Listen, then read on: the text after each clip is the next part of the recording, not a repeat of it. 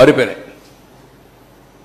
ఎందుకు మారిపోయినాయంటే ఈ 15 నెలల సమయంలో ఇక్కడ కొద్దిగా గ్యాప్ ఉంటే దాన్ని పూర్తి చేయకపోయే కొందికి ఆగస్టులో వరద నీరు వచ్చింది. ఇక్కడి నుంచే నీళ్లు వెళ్ళాలి. ఆ ఒత్తిడి పెరిగింది.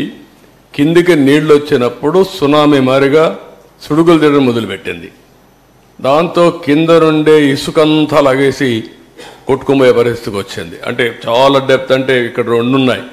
ఒకటి డయాఫామ్ వాల్, పైన కాఫర్ డ్యామ్ కూడా ఏదైతే ఏం వేస్తారు, జెడ్ రౌటింగ్ చేస్తారు. ఆ జెడ్ రౌటింగ్ కూడా 10 మీటర్లు 20 మీటర్ల వరకు వెళ్ళారు. ఎప్పుడైతే 10-20 మీటర్లు నీళ్లు వెళ్ళిపోయేసి ఇది సుళ్ళు కొట్టేసి మొత్తం తీసేసిన తర్వాత దాని కింద కూడా వెళ్ళిపోయింది. అంటే ఫౌండేషన్ కాఫర్ డ్యామ్ కూడా దెబ్బతినే పరిస్థితికి వచ్చింది. దాంతో ఇప్పుడు ఏదో చిన్న చిన్న రిపేర్లు చేశారు. కానీ నీళ్లు ఆగడంలా. నీళ్లు ఆగకపోతే కాఫర్ డ్యామ్ కట్టలేం, డయాఫామ్ వాల్ కట్టలేం. డయాఫామ్ వాల్ కట్టకపోతే ఈసీఆర్ఎఫ్ చేయలేం.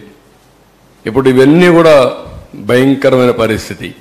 ఇంకొక పక్కన బయట నుంచి ఇసుక తెచ్చి పూడ్చిన ఆఘాతాలపైనే మెయిన్ ఎర్త్ ఫ్యాక్టరీ డ్యామ్ చేయాలి. ఇప్పుడు ఇసుక తీసుకొచ్చి మన గుట్టలు గుట్టలుగా వేసి మా వాళ్ళు దాన్ని కాంపాక్ట్ కింద ఇది చేస్తున్నారు. కానీ ఇంకా సొల్యూషన్ పూర్తిగా రాలేదు.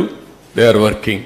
ఇక్కడ ఒక ఎగ్జాంపుల్ మీరు చూస్తే గ్యాప్ 1 ప్రాజెక్ట్లో 250 మీటర్లు వెడల్పు ఉంటుంది. 150 మీటర్లు కొట్టుకోపోయింది.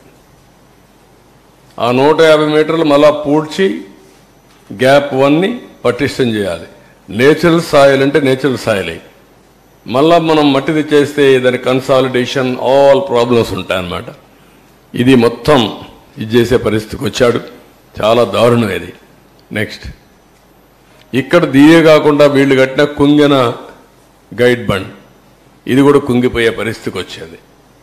ఇది మామూలుగా ఎందుకంటే నేరుగా ఇట్లా వాటర్ వస్తే ప్రాబ్లం వస్తుందని కొద్దిగా డైవర్షన్ పెట్టి అక్కడి నుంచి వాటర్ తీసుకొస్తే ప్రెషర్ తక్కువ ఉంటుందనే ఉద్దేశంతో ఇది చేసి అది కూడా దెబ్బతినే పరిస్థితికి వచ్చింది. దీనికి కూడా ఒక 80 కోట్ల రూపాయలు మనం ఖర్చు పెట్టారు. ఇంకా కూడా నిలుస్తుంది, సాలిడ్గా ఉంది అనేది ఇంకా ఎస్టాబ్లిష్ చేస్తున్నారు. ఇంకా పూర్తిగా కాలేదంటే 3 డ్యామేజెస్ ఇక్కడ. ఒకటి diaphragm wall, 2 upper lower coffer dam, 3 guide bund, 4 దీన్నిటి వల్ల Polavaram power project abnormal delay.